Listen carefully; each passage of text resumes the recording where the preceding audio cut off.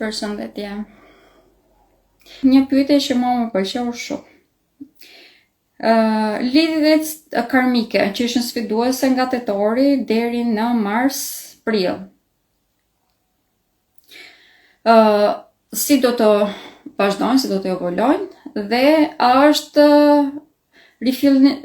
fillim i mirë, domethënë është periudhë e mirë për të filluar tani gjatë ose më thënë pas retrogradave. Atëherë, lidhjet karmike. Të gjitha lidhjet problematike, të cilat mund të kenë rezistuar periudhës nga koriku i vitit 2023 deri në tetor, bëm testimin e fundit gjatë asaj periudhe, nga tetori deri tani në mars-prill. Ishte një periudhë vërtet shumë e rëndësishme. Ishte periudha hijes së Marsit, kemi para dhe mbrapa për Marsin, ishte retrograda e tij, kishim retrogradën e Mërkurit dhe të Venusit, që është planeti i dashurisë. Kishim 3 retrograda pra të planeteve personal. Për këtë arsye, të gjitha lidhjet, të cilat ishin problematike, karmike, mbaruan. Në të vërtetë, karma nuk është diçka për të pasur frikë.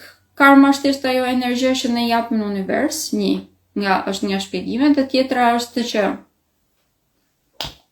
çdo gjë që ne refuzojmë që të marrim mësimin, jemi të detyruar që të shkojmë prapë në shkollë dhe ta mësojmë prapë, të marrim të njëjtin mësim, vazhdimisht derisa ta mësojmë ta përvetsojmë. Kjo është karma në të vërtetë. Kjo është arsye që ndodhin. Këto janë arsye që persona karmik hyjnë në jetën tonë, në që ne na japin një mësim të caktuar. Tani, a mbaroi kjo si periudhë? Lajmi i mirë është po, mbaroi si periudhë. Dhe të gjitha lidhjet që arritën që të rezistonin kësaj periudhe, urime, janë lidhje vërtet afatgjata, të cilat do të rezistojnë në një kohë shumë të gjatë.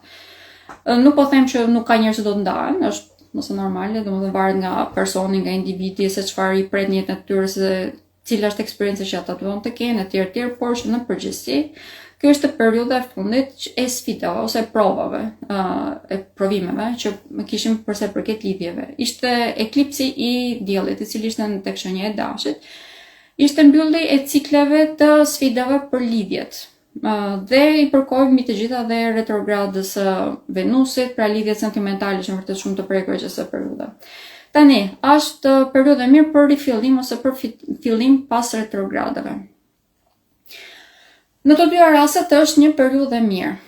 Unë besoj se nuk ka njeri që ka marrë vesh, unë jam kundër rikthimeve në lidhje, por nuk do me thënë që nuk kam parë dhe lidhje të cilat janë rikthyer më fuqishëm se sa më përpara, sepse kanë arritur që të zgjidhin problemet e tyre. Në të dyja rastet, në qoftë se është një person që e njihni, keni dalë, keni bërë takime të tjera, ose është rikthyer, jeni rikthyer tek njëri tjetri, keni filluar të komunikoni përsëri. Jo gjatë retrogradave nëse janë kërë është person karmik, po them më përpara. Tani pas retrogradave është një periudhë e mirë për të filluar përsëri. Por, vazhdojnë që t'jemi në pjesën e hijes së Marsit dhe të themi t'jemi realist, domethënë. Marsi është planeti që indikon shumë herë më tepër lidhjet personale, sentimentale, sepse domethënë edhe ana jonë seksuale. Prandaj, automatikisht janë të ndikuara, për këtë arsye do të këshilloj që të prisin edhe mbarimin e pjesës së hijes së Marsit, që është në datën 2 maj.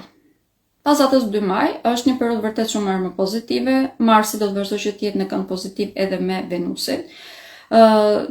Për fat të mirë në atë periudhë nuk do të kemi shumë kënde negative, do të jemi në një fazë disi më, domethënë deri në datën 15-16 maj është një periudhë vërtet shumë pozitive, nuk po të them që të ngjishin të gjitha gjërat të periudhë, por që është një periudhë më pozitive, sepse domethënë Marsi kalon në retrograd një herë në 2 vjet, Venusi po njëjta gjë, pra nuk është diçka që ndodh shumë shpesh, ndërkohë që retrograda e Mërkurit më tepër na ndikon për anën tonë nga ana materiale, ose më të themi për firmosën e kontratave, nga ana inteligjencës, si përdorim logjikën tonë etj.